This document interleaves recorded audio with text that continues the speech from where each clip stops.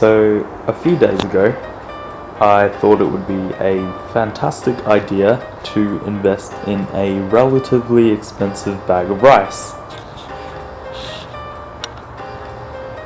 Sorry Mum, sorry Dad. So this is an original Type R wing off a 95 Integra, straight from Japan. I got it off eBay and it does the trick.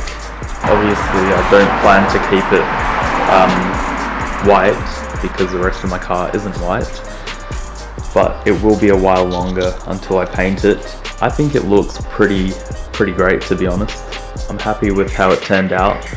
It was so easy to install, all the holes lined up, all the screws, bolts, everything kind of just fit into place. So it was a matter of removing the original VTIR wing and just sticking that straight on the back.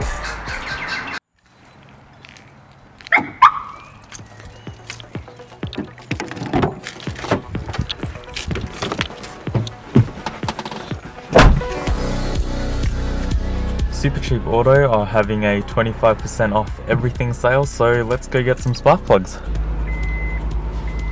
Nothing better than seeing your wing in the rear view mirror. What a ricer!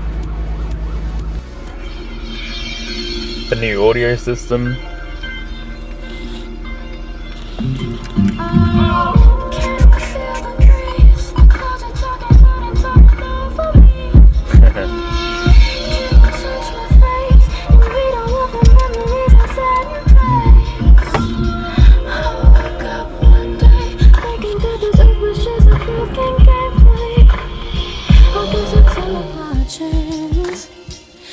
I took my chance. I saw the ocean, then I saw you in my sky. That's why I climbed so high to see you. What's that I hear? Okay, so I just got back from Supercheap and I've bought everything I need for the install. I've got 4 of these. These are copper NGK spark plugs. Initially I was planning to go platinum, however they don't really affect the spark itself, simply the longevity of the lifespan, which is why I decided to settle for these, which are $4 per spark plug in comparison to the platinum spark plugs, which are like $20. And since this is my first installation, if anything goes wrong, I would feel much better wasting one of these than a platinum plug. Next, I have some anti-seize.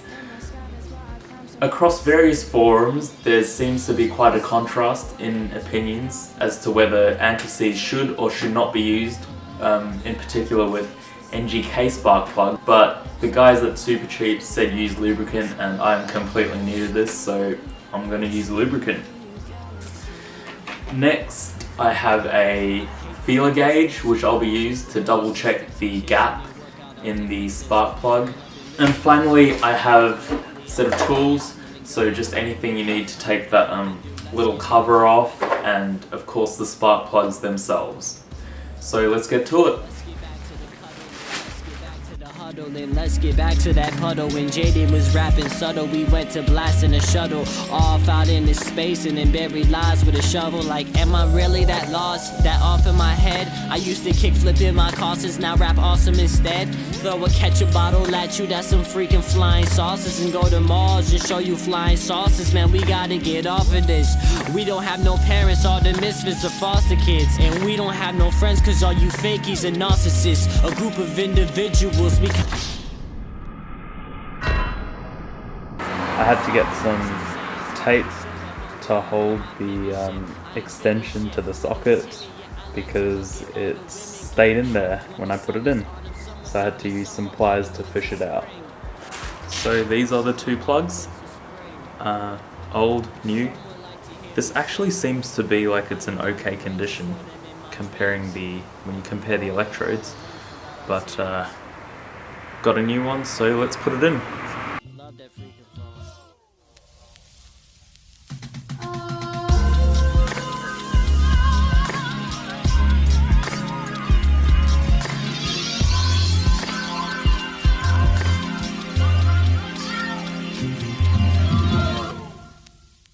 I don't have a torque wrench. I really should be using a torque wrench. I'm paranoid I'm going to over tighten it or under tighten it, but P-plate life.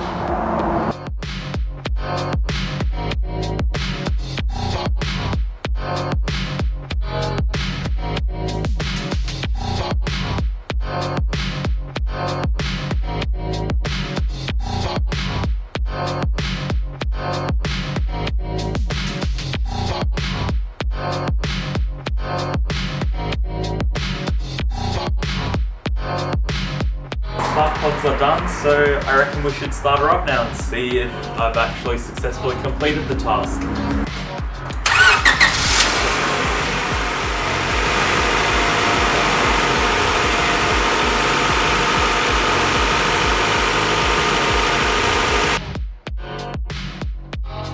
Shit. Oh wow. Brand new. Real clean. Looks like I won't have to replace that for a while.